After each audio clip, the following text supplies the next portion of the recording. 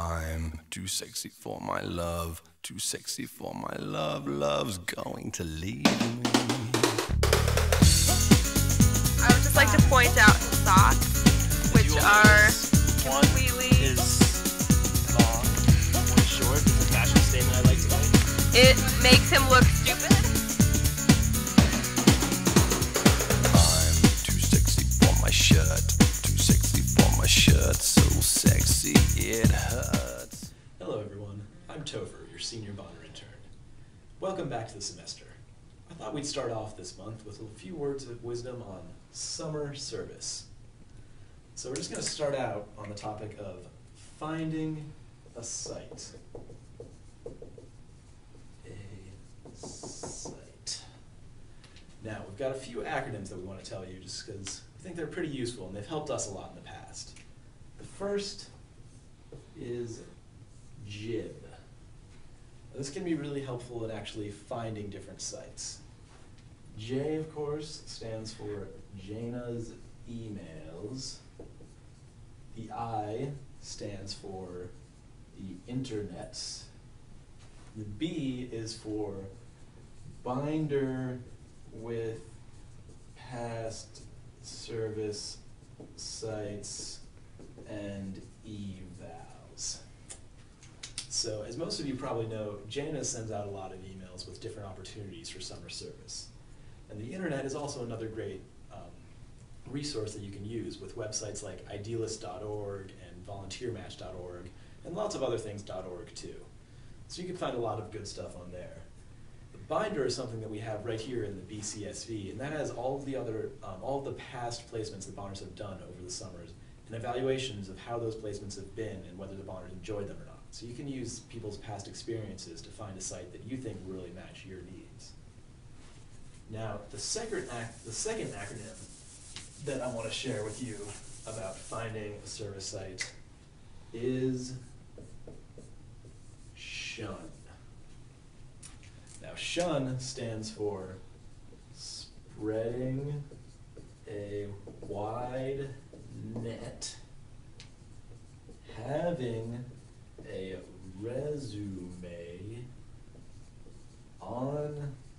unbiasedness, and networking. Now, these are all things that would be good to do while you're looking for sites, such as spreading a wide net. If you contact a bunch of sites, you're more likely to get interest and find something that will really match your needs well. Having a resume is important because a lot of sites will ask for that, and that's good to show sites quickly and briefly what your experiences have been and if you're potentially a good match for them. Unbiasedness is also important because you don't want to get locked in on just a certain service issue. You may really like working with kids, but that doesn't mean that a summer doing conservation work or work with the elderly wouldn't be rewarding and helpful too. Networking, that's something that I'm personally not familiar with, but people with friends tell me that it's useful to use those contacts to find different locations and actually get your foot in the door. Doesn't really make sense to me, but people don't talk to me, so. Anywho, our next area that we're going to talk about is evaluating sites. Now, there's one acronym in this area that has really helped me in the past, and I want to share it with you in the hopes that it'll help you too. And that acronym is CRAPPLE. Now, I'm going to write this out and then I'll go through it later to make sure everyone understands. CRAPPLE stands for cost of living, room and board, away versus home, abroad, question mark, pay, location, and enticingness. Now, cost of living is an important factor to consider when you're looking at summer service sites because we only get a set amount in our stipend, and some places, Princeton, New Jersey, are more expensive to live in than others. So you need to consider that. Along those same lines, you need to look at whether sites will offer you room and board for your service.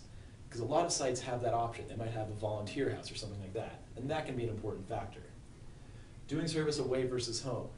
Both of those have pros and cons. Doing service away might allow you to broaden your horizons a little bit and challenge yourself, but you might have really good contacts at home and be able to find a really good, meaningful summer service placement. And you also might be able to save more money that way. Now, considering doing service abroad, that can be a really amazing experience and really broaden your horizons and just get you a lot of great experience and contacts outside of the US. But it costs a lot of money, so there are things to consider there. Pay. Is the service site going to pay you or not?